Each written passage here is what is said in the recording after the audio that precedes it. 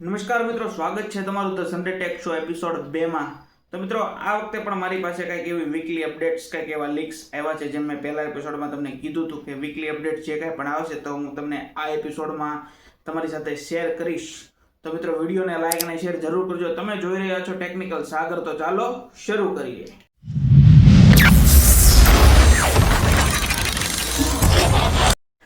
મિત્રો, સૌપ્રથમ અપડેટ્સ છે એપલ તરફથી। તો તમને ખ્યાલ જ હશે કે એપલના સીઈઓ ટીમ કુક હવે સીઈઓ પદેથી રાજીનામું આપીને જોન ટર્નસ 1 સપ્ટેમ્બર 2026 થી તેની એપલની કમાન સંભાળવાના છે અને ટીમ કુક એક્ઝિક્યુટિવ ચેરમેન તરીકે એપલ કંપનીમાં તેનો રોલ ભજવશે। નેક્સ્ટ, તો ગેજેટની વાત કરીએ તો એપલ તરફથી આપણને as per leak 2027માં M6 MacBook pro કદાચ જોવા મળી શકે છે અને આઈપેડ એર પણ નેક્સ્ટ યર એટલે કે 2027માં જોવા મળી શકે છે, જેમાં OLED ડિસ્પ્લે પણ આપણને જોવા મળી શકે છે।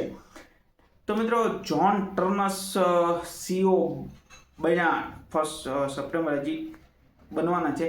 તો આઈ થિંક હજી એપલને એઆઈમાં હજી ઘણી બધી તે લોકો હજી પાછળ છે। ગૂગલ ને માઇક્રોસોફ્ટ જે રીતે એઆઈ ટેકનોલોજીમાં આગળ વધ્યા છે તેમ હજી એપલ તેમાં ઘણું બધું એમ કહેવાય કે પાછળ છે, પણ ઇન ફ્યુચર કદાચ હજી એપલ આગળ વધી શકે છે। હવે જોઈએ છીએ આપણે જોન ટર્નસ કઈ રીતે આપણને એપલ તરફથી જોન ટર્નસ કઈ રીતે આગળ શું અપડેટ્સ લાવે છે એપલમાં। તો મિત્રો, નેક્સ્ટ અપડેટ આવે છે હવે સેમસંગ તરફથી। તો સેમસંગના S27 અલ્ટ્રામાં આપણને લગભગ જોવા મળી શકે છે પ્રોસેસરમાં Snapdragon 8 Elite Gen 6 chipset as per leak.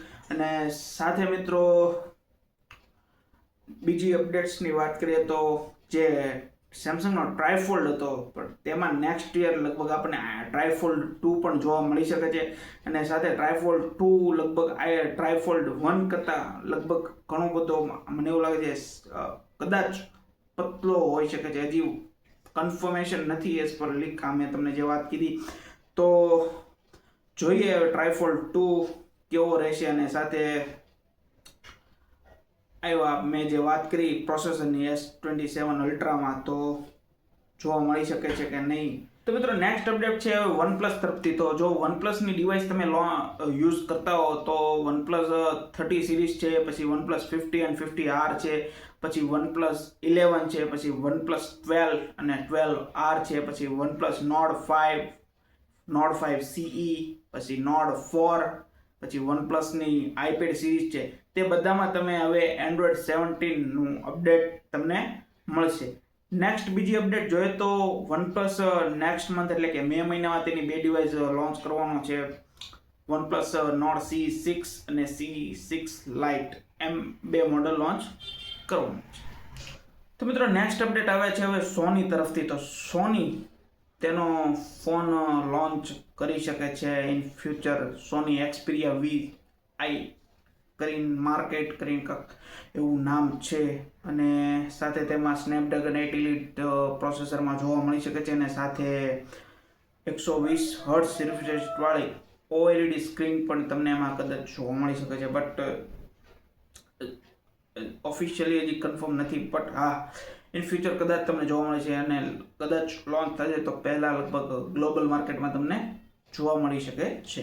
Next update છે IQ તરફથી। તો IQ તેની 16 સિરીઝ ઇન ફ્યુચર લોન્ચ કરી શકે છે as per leak.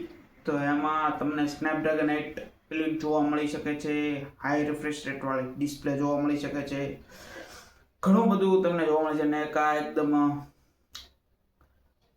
High performance વાળો ફોન આવી શકે છે IQ તરફથી। તો જોઈએ ઇન ફ્યુચર। મિત્રો, જે કંઈ મારી પાસે વીકલી અપડેટ્સ આવી હતી તે મેં તમારી સાથે શેર કરી છે અને આ મિત્રો, તમને શું લાગે છે એપલ હજી એઆઈમાં ગેમ ચેન્જર બની શકે છે કે નહીં ઇન ફ્યુચર?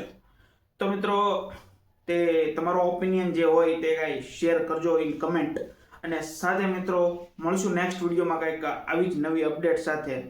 તો બધાને જય શ્રી કૃષ્ણ, મહાદેવ।